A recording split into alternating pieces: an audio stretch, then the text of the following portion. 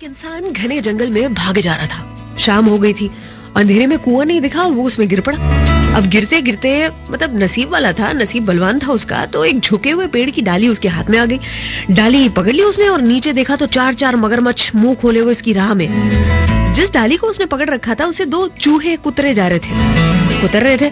अब इतने में ये कम था तो एक हाथी आया, पेड़ को जोर जोर से हिलाने लग गया। वो घबरा कर सोचने लगा, है ऊपर वाले अब क्या होगा।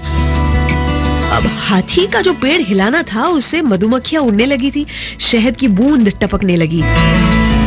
एक ऐसी बूंद उसके होठों पर आकर गिरी और शहद गजब का मीठा था, अमृत जैसा स्वाद था, जो अमृत जिसकी कल्पना करते हैं हम। कुछ समय के बाद शहद की एक और बूंद गिरी उसके होठों पर और इतना मग्न हो गया उसकी मिठास में, अपनी तकलीफों के बारे में भूल गया। वो कहाँ लटका हुआ था, मगरमच्छ उसके इंतजार में थे, सब भूल गया।